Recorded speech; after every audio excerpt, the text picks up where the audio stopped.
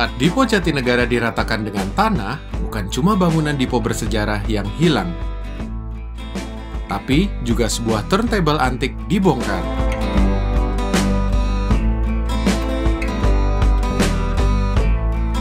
Sebuah turntable yang menjadi saksi sejarah perkereta-apian di masa Batavia sampai ke era Jakarta Raya.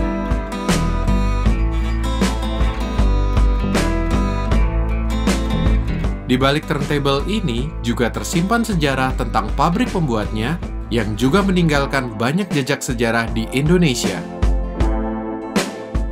Ikuti ceritanya di Kereta Nostalgia.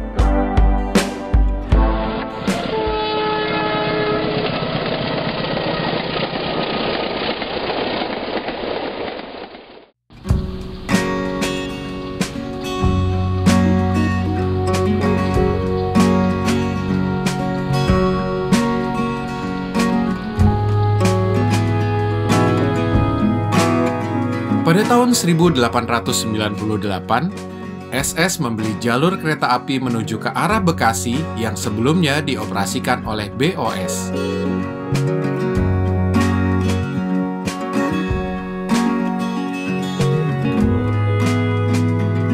Sepaket dalam pembelian itu, maka SS juga memperoleh sebuah dipo lokomotif kecil milik BOS yang terletak di Meester Cornelis.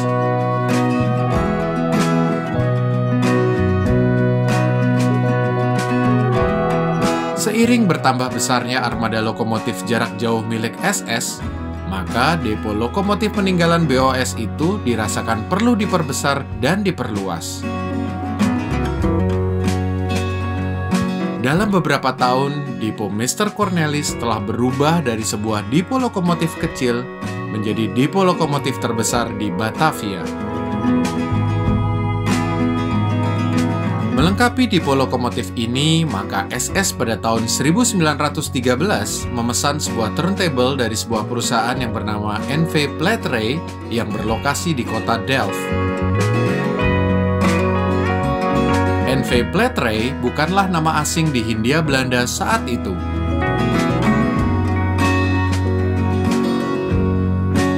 Sejarah perusahaan ini terentang sejak tahun 1824 saat Leon Enthoven mendirikan sebuah peleburan besi dan tembaga bernama LI Enthoven di kota Den Haag.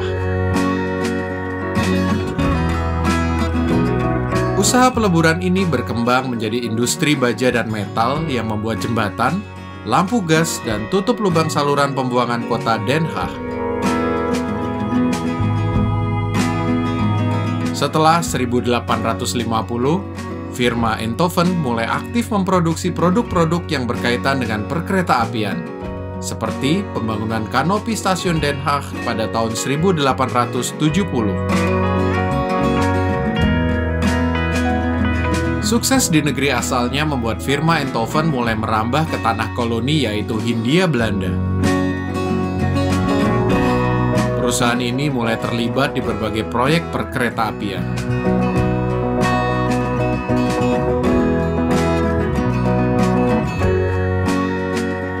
Salah satu yang paling fenomenal adalah pembangunan stasiun Tugu Yogyakarta pada tahun 1884, di mana firma Enthoven bertanggung jawab untuk membuat 44 kolom baja yang menopang kanopi peron utara dan selatan.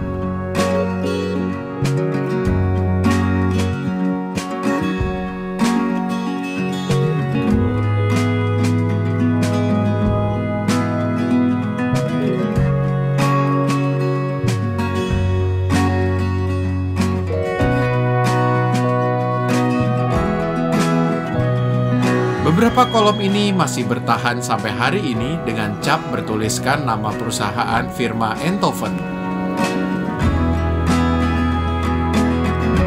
Begitu awetnya besi buatan firma Enthoven, saat pembangunan stasiun Meester Cornelis pada tahun 1910, kanopinya menggunakan besi-besi bekas depo kereta dari Kutoarjo dan Purworejo hasil produksi firma Enthoven.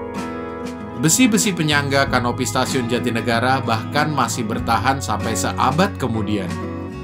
Sayangnya, itu semua sudah hilang digantikan bangunan stasiun Jatinegara baru yang megah dan modern.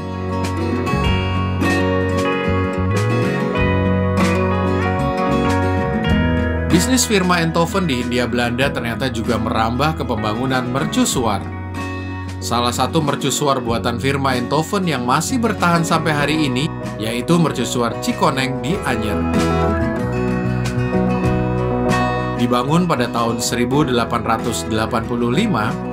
mercusuar Cikoneng dapat dengan mudah dijangkau dari Jakarta dan merupakan salah satu karya masterpiece dari firma Eindhoven yang masih bisa disaksikan sampai hari ini.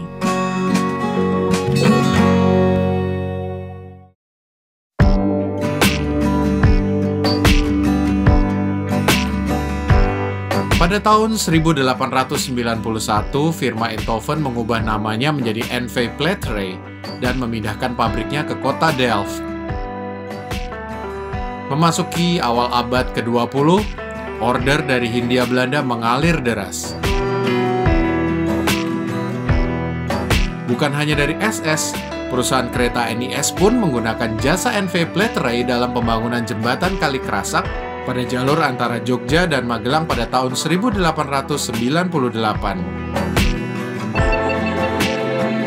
Namun sebuah proyek besar pembangunan jembatan yang pernah dikerjakan oleh NV Platerij diberikan oleh SS, yaitu pembangunan jembatan Serayu pada tahun 1914 sampai 1915. Jembatan sepanjang 260 meter itu dikirim dari Delft dalam bentuk terurai dan dirakit di atas Sungai Serayu.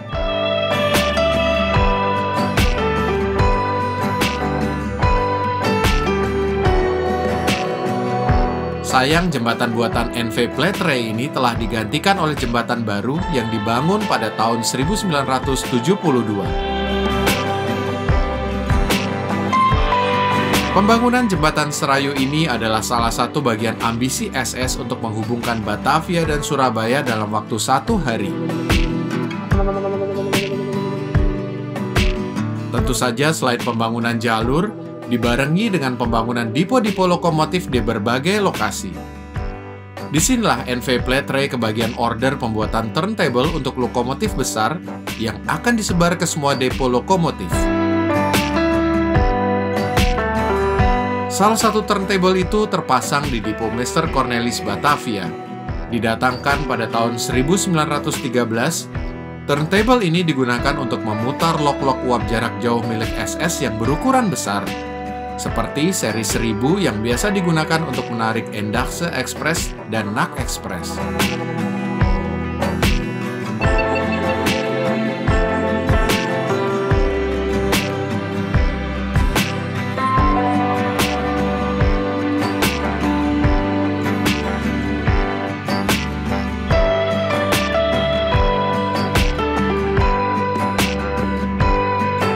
Begitu kokohnya turntable buatan NV Platerij ini, sehingga bisa bertahan sampai setelah kemerdekaan. Lok uap modern Indonesia, yaitu D52, juga masih dilayani oleh turntable ini.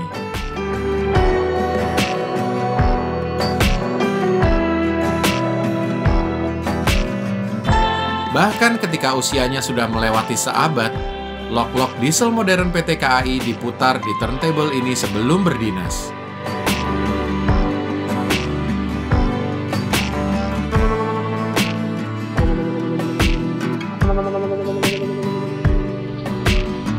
Dibuat dengan presisi yang sangat tinggi, sehingga walaupun teknik memutarnya masih manual menggunakan tenaga manusia, sebuah lokomotif dapat diputar dengan sangat mudah di atasnya.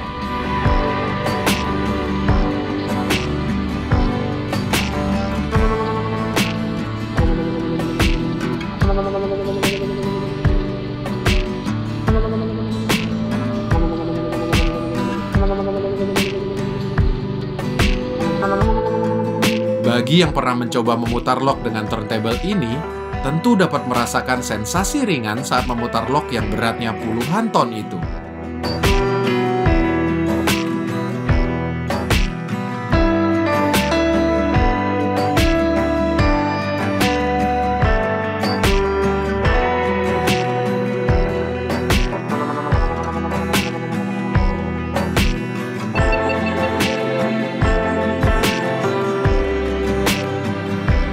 Di usianya yang sudah lebih dari seabad, Turntable ini selalu menjadi perhatian para pecinta kereta api yang dengan senang hati meluangkan waktu untuk membersihkan dan merawatnya bersama-sama. Turntable ini bukan sekedar menjadi saksi perkembangan perkeretaapian di Jakarta, tapi juga merupakan ikon dari Dipo Jatinegara.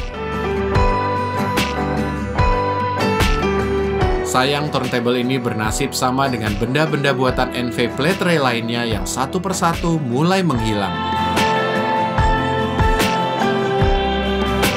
Bersamaan dengan dirobohkannya bangunan Dipo Jatinegara, maka turntable ini dibongkar dan saat ini tidak tahu ada di mana. Turntable ini bukan hanya mempunyai nilai sejarah bagi perkeretaapian Indonesia, tapi juga mempunyai tempat khusus di hati para pecinta kereta api.